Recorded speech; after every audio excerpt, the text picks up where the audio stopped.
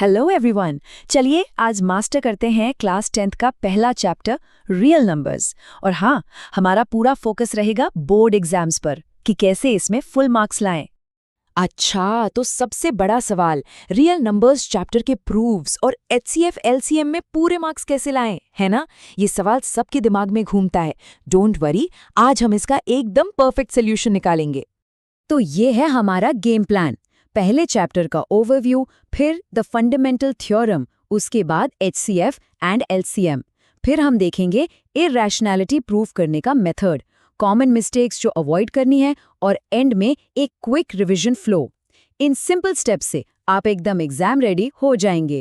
Okay, सो सबसे पहले section 1, chapter overview and importance. आखिर इस चैप्टर में ऐसा क्या है, क्यों है ये इतना जरूरी? देखिए, इस पूरे चैप्टर की ना एक ही जान है, प्राइम फैक्टराइजेशन। सारे प्रॉब्लम्स इसके ही आसपास घूमते हैं। और बोर्ड एग्जाम्स की बात करें तो यहाँ से लगभग 5 से 6 मार्क्स पक्के हैं। जी हाँ, गारंटीड क्वेश्चंस आते हैं। एक सवाल आएगा एचसीएफ और एलसीएम पर, जो 2-3 मार्क्स का हो सकता है, और एक 3 मार्क का क्वेश्चन आएगा इरैशनैलिटी प्रूव करने पर। तो ये मार्क्स तो कहीं नहीं जाने चाहिए। तो चलिए अब बात करते हैं उस मास्टर की उस सुपर टूल की जो इस चैप्टर की हर प्रॉब्लम का ताला खोल देगी। Section 2, the fundamental theorem.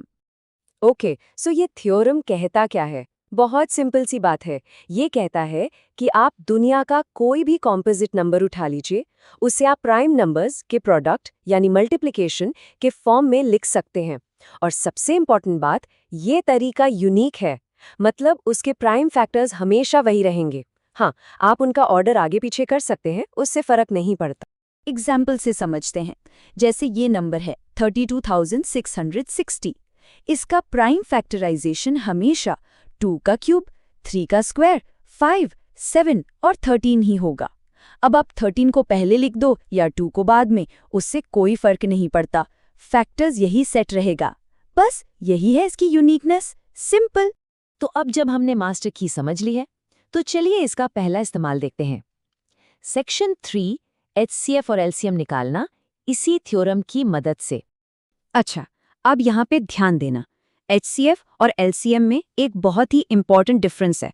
HCF यानी हाईएस्ट कॉमन फैक्टर के लिए हम सिर्फ कॉमन प्राइम फैक्टर्स को देखते हैं और उनकी भी सबसे छोटी वाली पावर लेते हैं। लेकिन एलसीएम यानी लीस्ट कॉमन मल्टीपल के लिए हम हर एक प्राइम फैक्टर को लेते हैं, कॉमन हो या ना हो, और उसकी सबसे बड़ी वाली पावर उठाते हैं। ये स्मॉलेस्ट कॉमन और ग्रेटेस्ट ईच का फर्क बिल्कुल क्लियर होना चाहिए। और हाँ, ये एक सुपर इंपॉर्टेंट फॉर्मूला है, HCF into LCM equals product of the two numbers. लेकिन एक चीज, इस पे स्टार मार्क लगा लीजिए। ये फॉर्मूला सिर्फ और सिर्फ 2 नंबर्स के लिए काम करता है। 3 नंबर्स पे मत लगा देना। बोर्ड एग्जाम में इस पर डायरेक्ट क्वेश्चन आता है। HCF दे देंगे, नंबर्स दे देंगे और LCM पूछ लेंगे। चलिए अब एक सॉल्व्ड एग्जाम्पल देखते हैं, बिल्कुल बोर्ड एग्जाम स्टाइल में। 96 और 404 का HCF और LCM निकालना है। स्टेप 1, 96 को प्राइम फैक्टराइज किया। स्टेप 2, 404 को किया। स्टेप 3, HCF निकाला, यानी कॉमन फैक्टर 2 की सबसे छोटी पावर, जो कि है 2 का स्क्वायर यानी 4। स्टेप 4, अब LCM के लिए हमने फॉर्मूला यूज किया। LCM होगा 96 इंटू 404 अपॉन 4। और स्टेप 5, कैलकुलेशन के बाद फाइनल आंसर आया 9696। देखा, हर स्टेप क्लियरली लिखना है और फाइनल आंसर को एक साफ सुथरे बॉक्स में डालना है। रिमेंबर, प्रेजेंटेशन के भी मार्क्स होते हैं। ओके, सो HCF LCM तो हो गया। अब आते हैं उस सवाल पर जिसका नाम सुनते ही थोड़ा डर लगता है ना? Section 4, proving irrationality. लेकिन ट्रस्ट मी, इससे डरने की बिल्कुल जरूरत नहीं है। इसका एक फिक्स रेसिपी है, बस उसे फॉलो करना है। तो इसकी रेसिपी का नाम है प्रूफ बाय कॉन्ट्रडिक्शन। इसका फंडा बहुत सिंपल है। जो चीज़ साबित करनी है, हम मान लेते हैं कि वो गलत है, यानी उसका उल्टा सही है। फॉर एग्जाम्पल, अगर हमें प्रूफ करना है कि √3 इरैशनल है, तो हम शुरुआत में मान लेंगे कि चलो मान लेते हैं √3 रैशनल है। और ये इस प्रूफ की सबसे ज़रूरी लाइन है। यहीं से शुरुआत करनी है। Let us assume to the contrary that √3 is rational. इस लाइन को लिखने के भी बोर्ड एग्जाम में स्टेप मार्किंग होती है, तो इसे कभी मिस मत करना। ठीक है, तो अब आगे क्या? जब हमने उसे A/B मान लिया, तो ये भी माना कि A और B को प्राइम है, यानी उनमें 1 के अलावा कोई कॉमन फैक्टर नहीं है। फिर हम अपने कैलकुलेशन से ये दिखाते हैं कि अरे 3 तो A को भी डिवाइड कर रहा है। फिर थोड़ा और आगे बढ़ते हैं और दिखाते हैं कि 3 तो B को भी डिवाइड कर रहा है। इसका मतलब क्या हुआ? इसका मतलब A और B में 3 एक कॉमन फैक्टर निकल आया, और ये तो हमारे शुरुआती अजम्पशन को कॉन्ट्रडिक्ट कर गया कि वो को प्राइम है। ये सारे स्टेप्स लिखना मस्ट है। और फिर आती है हमारी final winning line. This contradicts the fact that A and B are coprime. इससे साबित हो जाता है कि हमने जो शुरुआत में माना था वो अजम्पशन ही गलत था, इसलिए √3 इरैशनल है। ये कंक्लूजन लिखकर ही प्रूफ पूरा होता है।